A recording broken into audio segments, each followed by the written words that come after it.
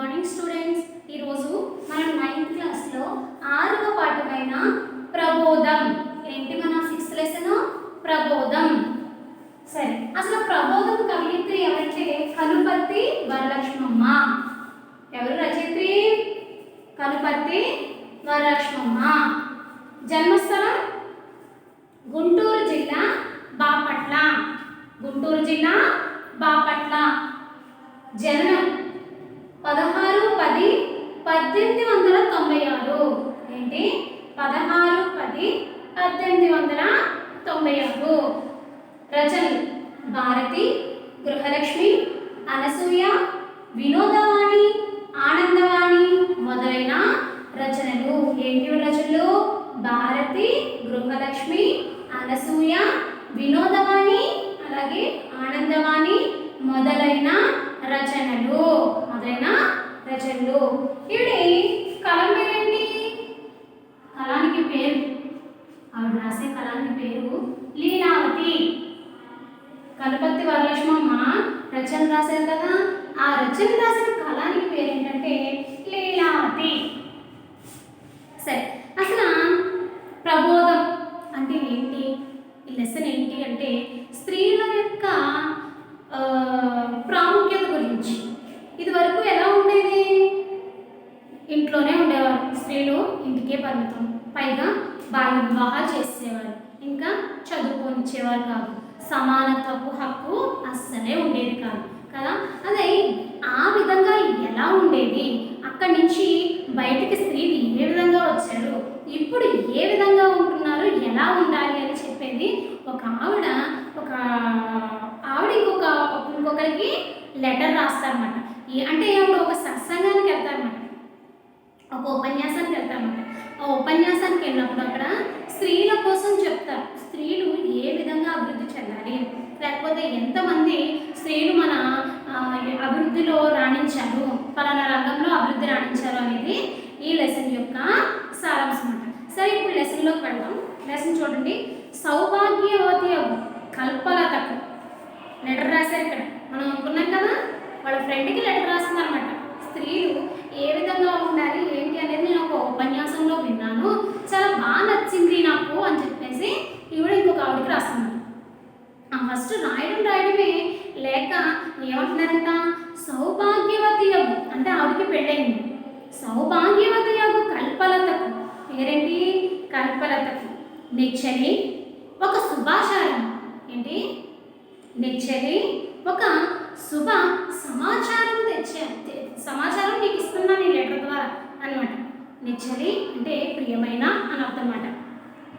భావపురి ఊరేంటి? భావపురి రాశారు. భావపురి అలాగే జూలై 1828లో రాసిన లెటర్ అన్నమాట ఇది.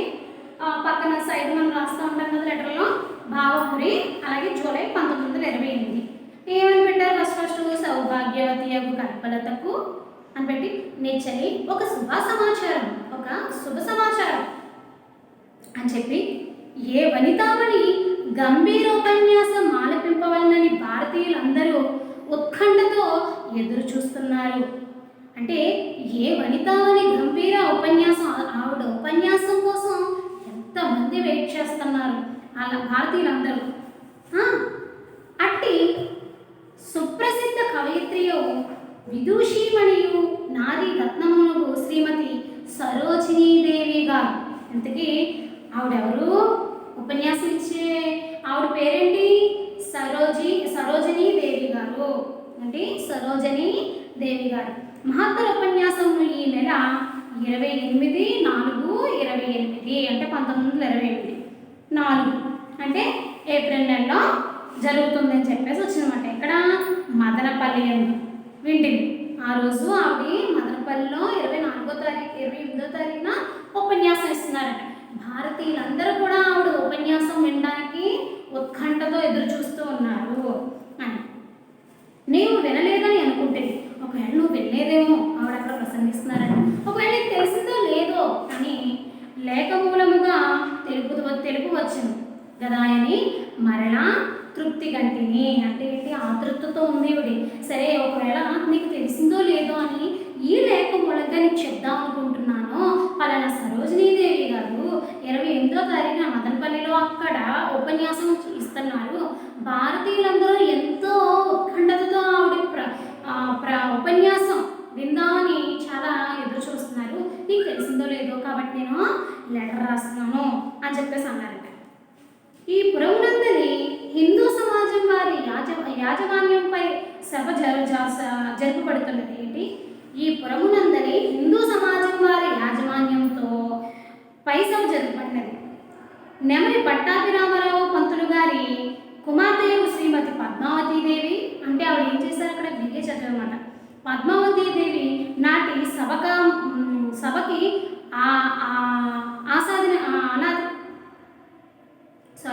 సభకి అధికారులుగా ఉన్నారు. సమావేశమైన స్త్రీలు కొద్ది మంది అయినను వచ్చిన స్త్రీలెల్లరూ దాదాపుగా ఆంగ్ల భాష పరిచయం లేని తెలుగు స్త్రీలైనను, అంటే ఈ సంకోచనలు అందరూ ఆంగ్ల భాష పరిచయం లేని తెలుగు స్త్రీలు ఉంటారు. ఒకవేళ స్త్రీలు తెలుగు స్త్రీలైనను అంటే ఆంగ్ల భాష పరిచయం లేని వాడు అన్నమాట. దేవి చెప్పిన ప్రతి వాక్యం ఒక మహానీయుడు తెలుగు చేసి చెప్పాను. సరోజినీదేవి గారు ఇంగ్లీష్లో మాట్లాడుతుంటే ఇంకొక ఆయన తెలుగులో చెప్తున్నారు అన్నమాట. ఆవిడ ఉపన్యాసం ఇంగ్లీష్లో చెప్తున్నారు, ఇంకొక ఆయన ఏం చేస్తున్నారంటే ట్రాన్స్లేట్ చేసి తెలుగులో చెప్తున్నారు అన్నమాట. ఒకవేళ స్త్రీలకి ఆంగ్లం రాకపోయినా తెలుగు వాళ్ళైన స్త్రీలు వస్తారు కాబట్టి వాళ్ళకి ఉపన్యాసం ఉపయోగపడుతుంది కాబట్టి అక్కడ ట్రాన్స్లేట్ చేసి చెప్తారు అని చెప్తున్నారు అన్నమాట.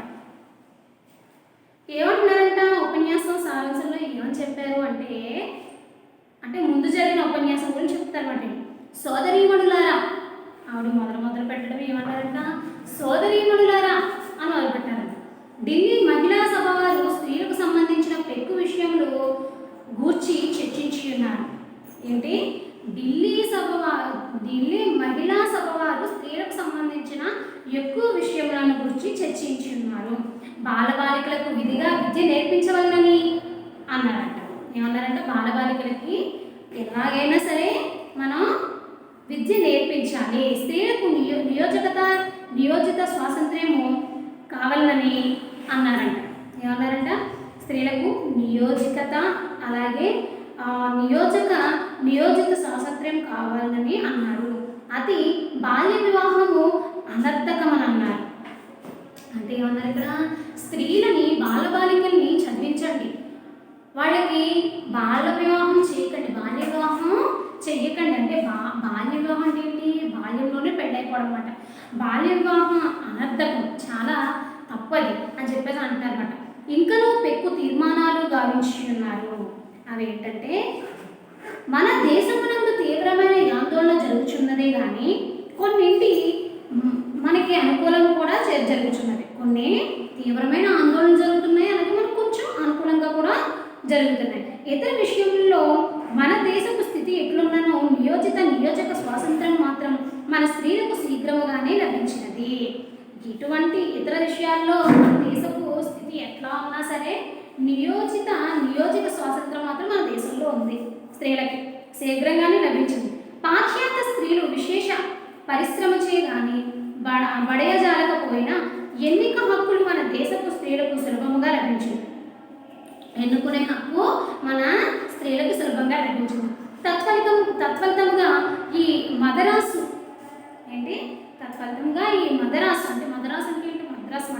మద్రాసు రాష్ట్ర శాసనసభకు ఒక స్త్రీ డిప్యూటీ ప్రెసిడెంట్గా ఎన్నుకోబడింది.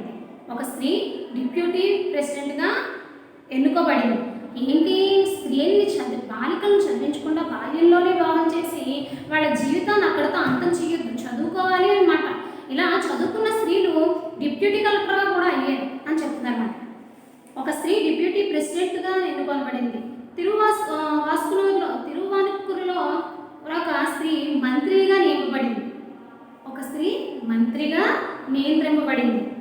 అలాగే ఏం చెప్తున్నారు అక్కడ? చదువుకుంటే అన్ని రంగాల్లో కూడా స్త్రీలు అభివృద్ధి చెందుతారు, రాణించగలరు. కానీ చిన్నప్పుడే బాల్య వివాహాలు చేసేసి వాళ్ళ జీవితాన్ని అక్కడే ఆగిరి చేసేస్తున్నారు అన్నమాట. అందుకే బాల్య వివాహాలు వద్దు, కాబట్టి బాలబాలికల విధిగా విద్య నేర్పించాలి అని అంటున్నారు. ఇంకా పెక్కి స్థానిక సభల్లోనూ విద్యా సంఘాల్లోనూ స్త్రీలు సభ్యురాండ్రుగా నియమింపబడుతున్నారు. ఇదే కాకుండా చాలా పెక్కు స్థానిక సభల్లో కూడా అలాగే విద్యా సంఘాలలో కూడా ఏమవుతున్నారు, స్త్రీలు సభ్యురాలుగా నిర్వహించుచున్నారు. ఇంకనూ పెక్కు స్థానిక సభల్లోనూ సమర్థతో నిర్వహింపకూరచు స్త్రీలు మంచి విద్యావంతులుగా ఉండవలేము. ఇంకా రాణించాలంటే మనం ఎక్కువగా ఏముండాలి, మనకి విద్యలో అభివృద్ధి సాధించాలి. అందుకే విద్యావంతులుగా ఉండవలేము. మన దేశపు స్త్రీల విద్యాభివృద్ధికి బాల్య వివాహాలు ప్రతిబంధకము, ముందుకు వెళ్ళనివ్వట్లేదు. బాల్య వివాహాలు ప్రతిబంధకంగా తయారవుతున్నాయి.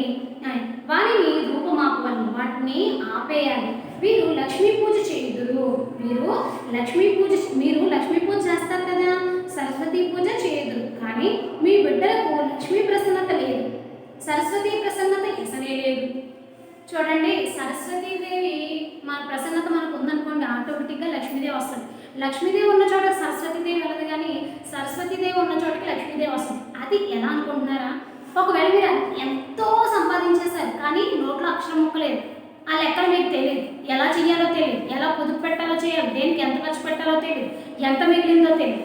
అదే ఈ నోట్లో అక్షరం ముక్కలు అనుకోండి, ఎలాగైనా బతికేయచ్చు కదా. అందుకే సరస్వతీదేవి ఉందంటే లక్ష్మీదేవి గ్యారంటీగా ఉంటుంది అని. సరస్వతి అనే వేరు లేదు, స్త్రీ శక్తి స్వరూపం కావున స్వశక్తి చేత స్త్రీ లక్ష్మియు సరస్వతియు కావచ్చు. కానీ ఎట్టి శక్తి ఇప్పుడు మీలో స్తంభించిపోయింది. ఎట్టి సాహస కార్యములైనా చేయవలన మీరు ఇప్పుడు బిడియపడకుండా, అంటే సిగ్గుపడకండి. విరికితనము గురి అయి యాసక్తులైపోయినారు. అంటే విరికితనానికి గురి అయి ఆసక్తి లేకుండా పోయారు. సీత సావిత్రి మున్నగు విదూషీమణులిట్టి విడియమును విరికితనమును కలిగి ఉన్నచో నట్టి ప్రసిద్ధమైన కార్యములను చేయగలిగిన వారన. సీతా సావిత్రి ఈ విధంగానే ఉంటే, సిగ్గుతో ఉంటే, అటువంటి కార్యక్రమం ప్రసిద్ధములైన కార్యక్రమం చేయగలిగిన వారు మీరు కాశీ రామేశ్వరాన్ని పుణ్యయాత్రలు చేయ తలంచుదురు. కానీ భూతదయ పశ్చాత్తాపముల చేతను, జాతిమత భేదములు లేని విశ్వమానవ భాతృత్వము చేతను, నకల్మష హృదయము చేతను మన తనువే పుణ్యక్షేత్రంగా చేసుకోవచ్చు. నువ్వు ఎక్కడికో వెళ్ళినా ఎన్ని తిరిగిన అవసరం లేదు, నీ తనువునే నువ్వు ఒక పుణ్యక్షేత్రంగా చేసుకోవచ్చు. జీవితమే యాత్ర, అన్నింటికీ మనస్సే ప్రధానం. ఏం చెప్తారు ఇక్కడ? జీవితం అనేది యాత్ర వంటిది, మన మనస్సే ప్రధానం. చిత్త సంస్కారం లేనిది, యాత్ర వలన ఫలం లేదు. తోడి మానవుల నస్పృశ్యులుగా భావించటం తప్పు. మానవులందరూ ఒకటే. స్త్రీ ప్రేమకు స్థానము. ఒక జంతువును చూడుడు, దాన్ని బిడ్డలు ఎవరైనా ఏమైనా చేయనట్లు చేశారనుకోండి, ఎట్లా పాడుతుంది? అంతెందుకు కోడి విషయమే తీసుకోండి. పిల్లలు అప్పుడప్పుడే పొదిగి ఉందనుకోండి, దగ్గరికి వెళ్తే ఏం చేస్తుంది? పొడి చేస్తుంది కదా. అలాగే కాకైనా అంతే, పావురమైనా అంతే, ఏ జంతువైనా అంతే. ఆ విధంగా తమ బిడ్డల మీదనే కాక అట్లే స్త్రీ కూడా తన బిడ్డలకు ఏమైనా ప్రమాదం వచ్చినచో తన ప్రాణములైనా నర్పించుటకు సాహసించును. ఇప్పుడు మన ఇంట్లో మన తల్లి కూడా అంతే, మన కోసం ఏదైనా సరే చేయడానికి సిద్ధంగా ఉంటారు కదా. మనకి ఎంత కష్టమైనా వస్తే ముందు వెలువెల్లాడిపోయేది మన అమ్మాయి. అట్టి ప్రేమను స్త్రీలొక్క తమ బిడ్డల మీదనే కాక తమ ఇరుగు పొరుగు వారి మీదను, తమ దేశం మీదను, అంతేకాదు సర్వమతముల వారి ఎడలను, సర్వ మానవుల ఎడలను, సమస్త భూత జాలముల ఎడలను కలిగి ఉండవలేదు. స్త్రీలకు సౌందర్యము వెలలేని నగలు ధరించుటలో లేదు. అంటే ఇది స్త్రీ ఒక బిడ్డల మీదే కాదు, తమ ఇరుగు పొరుగు అందరితో కూడా ప్రేమభావంతో ఉండాలి, దేశమంతా కూడా ప్రేమ భక్తి భావంతో ఉండాలి. అలాగే ఏంటి, స్త్రీలకు సౌందర్యం ఏదో వేసేసుకునే నగల వల్ల రాదు. తను వేసుకునే సౌందర్యం ఎలా వస్తుందంట? నగలు ధరించడంలో లేదు. నిర్మలమును, కరుణాభరితమును, ప్రేమపూర్ణమునకు హృదయమును కలిగి ఉంటే ఎలా ఉంటారంట? నిర్మలమైన, కరుణాభరితమైన, ప్రేమపూర్ణమునకు హృదయం కలగాలి, మనస్సు మంచిదై ఉండాలన్నమాట. స్త్రీకి నిజమైన సౌందర్యం, స్త్రీ మనసు ఎప్పుడైతే నిర్మలంగా ఉంటుందో ఆమె ఎప్పుడు సౌందర్యవతే. స్త్రీకి నిజమైన సౌందర్యం, అట్టి సౌందర్యమును మీరు బడయగోరెదను, మీలో నేను బడయగోరెదను. మిత్రమా, సరోజినీదేవి ఉపన్యాసం అందరి ముఖ్యాంశములు ఇవని జ్ఞాపకము. అంటే ఏంటి? ఆవిడ అంతకుముందు ఢిల్లీ మహాసభలో ఇలా జరిగిందని, అలాగే ఇప్పుడు మదనపల్లిలో 28వ తారీఖున ఉంది. ఆవిడ అప్పుడు చెప్పిన సభలో ఇవన్నీ నాకు గుర్తున్నాయి అని తమ ఫ్రెండ్కి రాస్తుంది. ఎవరో ఫ్రెండు? కల్పలత. ఎవరు రాస్తున్నారు? సారగా రాస్తుందన్నమాట.